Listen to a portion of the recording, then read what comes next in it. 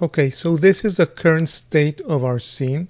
So you should have cached the simulation here under the compressed cached file node.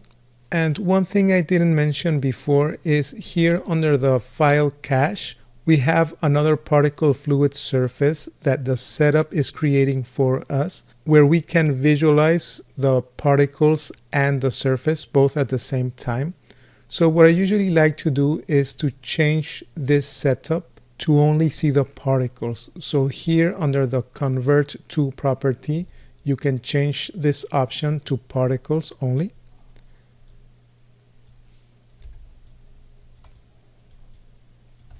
And I think this is a good setup to visualize the resulting simulation. Okay, so let's take care of the surfacing now. I did talk about this node. We have a particle fluid surface that will generate the mesh, and currently we have the defaults. So remember I mentioned that by default the particle separation will be linked to your flip simulation's particle separation. So this is fine. Usually you won't need to change this, but in this case, since I will be changing many parameters here, and this may be a bit slow for the tutorial, I will just unlink this parameter. I will press Shift Control click. So in this case, I will increase to 0.4. That will make things quicker for us. Another thing that I'm going to do is going to change the visualization to smooth wire shaded.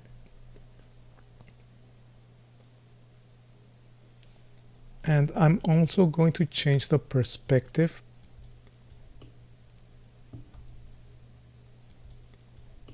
And now we will take a closer look at this regions tab. So I did mention in earlier chapters that these regions will be channel referencing the domain's size and position. Now below these parameters, we have another option called closed boundaries.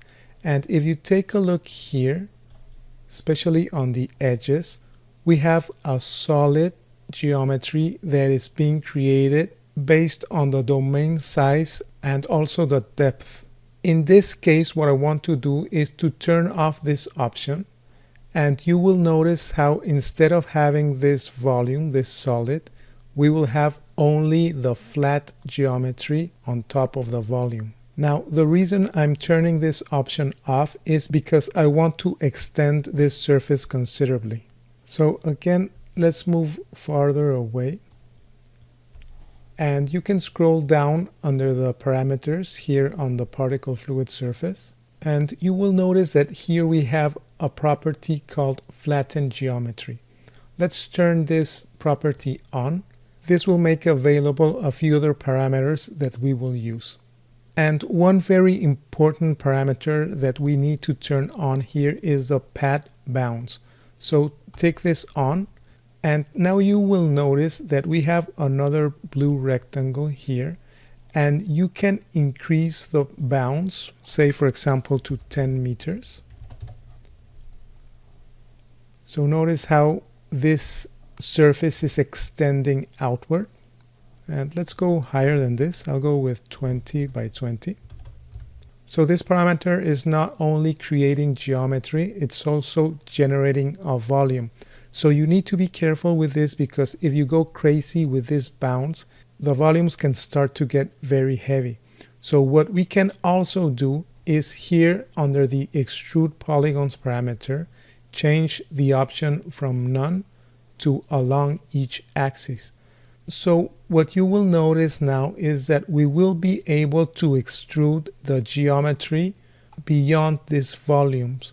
And this solution is much cheaper than just increasing the bounds. Just consider that you need at least a few meters on the bounds to later be able to have a smooth transition between the flattened part and the simulated part. But we will take a look at that in a moment. So back to the extrude distance, I will use a value of 30.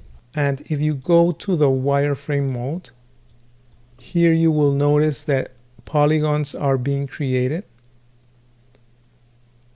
In this case with 4 subdivisions. So if we want to add detail using the ocean spectrum, we will need quite a high resolution mesh. So we will also need to increase the subdivisions. So for now, I will go with an extrude distance of 20 meters and take a look through the camera. And this should be enough. So let's go back to our smooth shaded once again.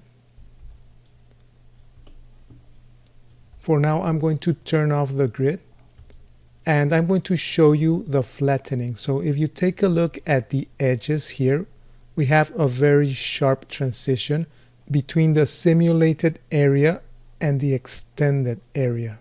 And this is where the flattening parameters come in handy. So let's try to fix this sharp edge. So I will scroll up just a bit and take a look at the flattened distance. By default, we have a 1 meter distance. And what does this value mean? This value is the distance from the edge of the simulated portion of the mesh inward. For example, if we increase this flattened distance to 10 meters, you will notice that the sharp edge or the sharp transition is less evident. And actually, it's almost gone by now.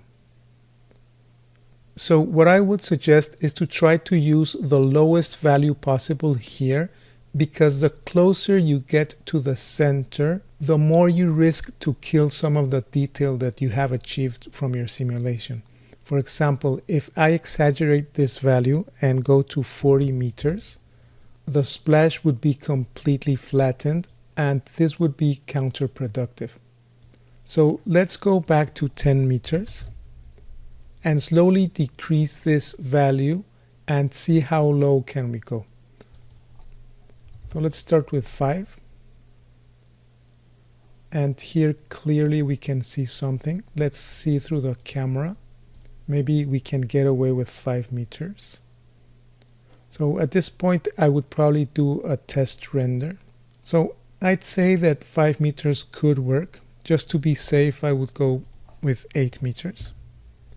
And hopefully you can see how powerful this tool can be.